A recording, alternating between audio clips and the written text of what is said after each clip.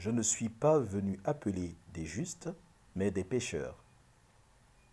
Évangile de Jésus-Christ selon saint Matthieu, chapitre 9, versets 9 à 13. Frères et sœurs, la narration de Matthieu chapitre 9, versets 9 à 13 révèle le secret de la mission de Jésus. Il est venu appeler non pas les justes, mais les pécheurs.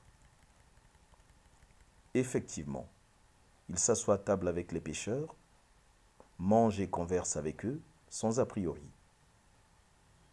En guise de rappel, lors de son baptême, il se mélange à eux. Il ose faire de Matthieu le publicain un de ses apôtres.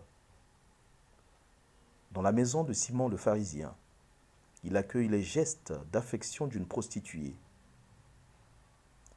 Il surprend Zachée, un chef des publicains, en allant loger chez lui. Il a interloqué les pharisiens en déclarant que les publicains et les prostituées, les deux vont se rendre dans le royaume de Dieu. Et comme si cela ne suffisait pas, il meurt entre deux malfaiteurs. Fidèle à sa mission, Jésus est allé chercher Matthieu, qui est assis à son bureau de publicain. Juste un regard accompagné d'une parole, et la vie de Matthieu a définitivement basculé. Jésus a ainsi libéré l'espérance de cet homme dont le destin semblait déjà consommé. Le redoutable collecteur d'impôts est désormais un nouvel homme à la suite de Jésus. Comme Matthieu, dans l'histoire de l'Église, de nombreuses personnes ont été aussi bouleversées par leur rencontre avec le Christ. Entre autres, Zachée, Marie-Madeleine, le bon larron, saint Paul, saint Augustin, sainte Claire, saint François d'Assise, saint Ignace de Loyola, saint Charles de Foucault, etc. À l'image de la parabole des ouvriers de la 11e heure, en Matthieu chapitre 20, versets 1 à 16, le Christ va sans se lasser à la recherche du pécheur parce qu'il l'aime, même s'il n'accepte pas son péché. L'important pour le Christ, c'est de gagner chacun au royaume qui est fait pour tous. Dans ce sens, Matthieu a saisi la perche, il s'est ouvert à la grâce. Quelle action aujourd'hui? Être disponible à l'appel de Dieu. Apocalypse 3, 20.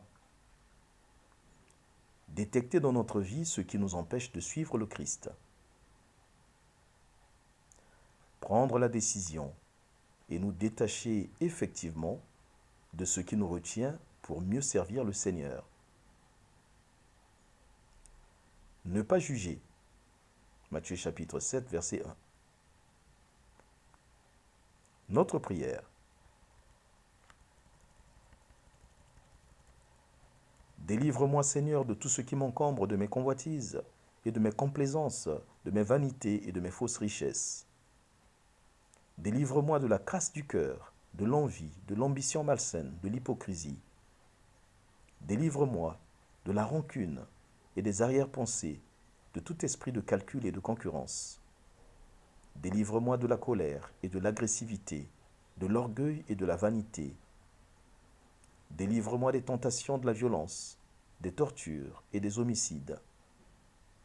Fais de moi, Seigneur, un homme, une femme de réconciliation, libéré de toute hargne, détaché de tout, libre de tout, attaché à l'amour et à la vérité. Dieu de tendresse et d'amour, d'accueil et de gratuité, communique-moi la folie de ta miséricorde et règne dans mon cœur et dans ma vie. Amen. Conséquence. Si j'ai rencontré le Christ, alors je suis libre pour le royaume. Si la rencontre avec le Christ m'a bouleversé, alors ma rencontre avec les autres sera bouleversante. Pluie de bénédictions, tout pour la gloire de Dieu.